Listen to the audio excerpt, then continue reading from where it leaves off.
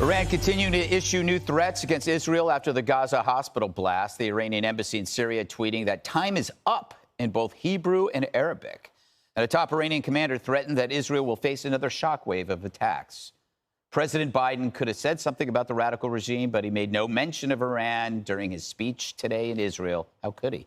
Instead, he issued this vague threat. A message to any state or any other hostile actor thinking about attacking Israel remains the same as it was a week ago. Don't. Dana, is he referring to Alec Baldwin?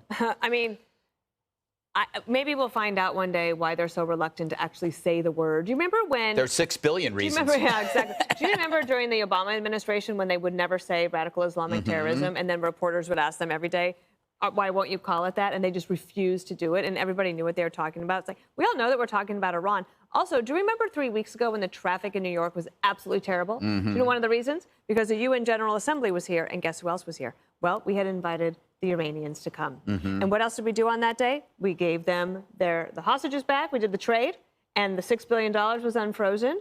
And at this point, I'm thinking that they were just probably laughing all the way to the bank because they knew. Somebody there had to have known that this was at least going on, or at least they are funding it. Yeah. And we have been the mugs for it. Plus, they are this close to having a nuclear weapon, and Israel is not going to stand for that, and neither should we. Yeah, Judge, it's like this White House can't be trusted with Iran, given the fact, didn't they have like a mole in the White House? Or that guy named Malley? Yeah, something like that.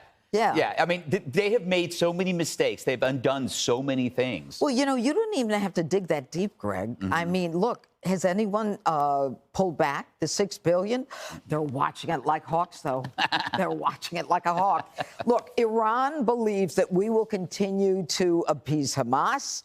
And that's what Biden did. He went over there, said, I got $100 million for the Palestinians, and Israel, make sure Hamas gets it. I mean, make sure the Palestinian gets it and Hamas doesn't interrupt. OK, the bottom line is Iran saying time is up or it's over is basically saying, we've got them cooking. Hezbollah's cooking. We've got the world believing that you bombed a hospital. We've changed the narrative. Everybody forgot you were cutting heads off a baby and burning people alive. And now we're the winners. So it's time to hit. Yeah.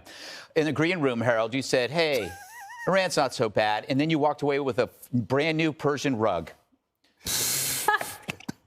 Again, I don't remember all of that. So I would say this. I have a slightly different opinion.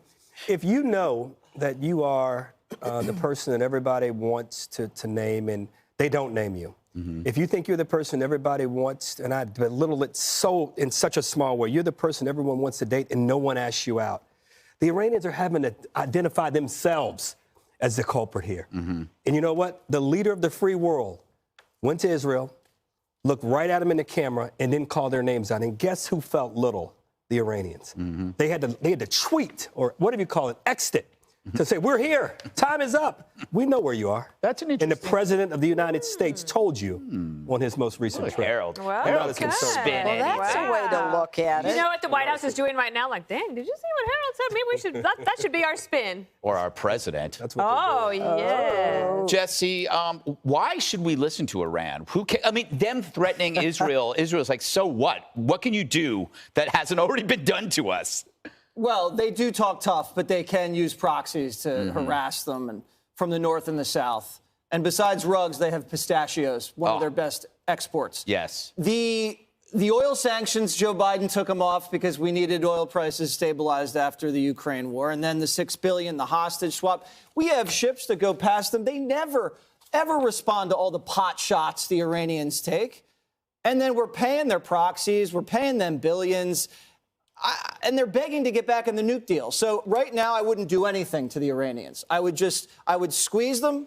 I would slap those missile limitations back on.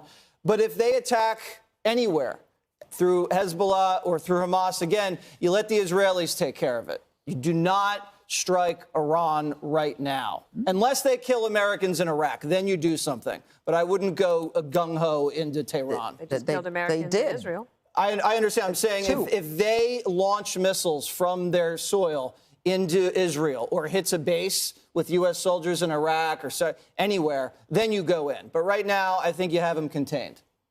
You have Iran contained? I wouldn't strike Iran unilaterally right now at all. I think that's a very bad idea. All right. I agree with you there. Hey, Sean Hannity here. Hey, click here to subscribe to Fox News YouTube page and catch our hottest interviews and most compelling analysis. You will not get it anywhere else.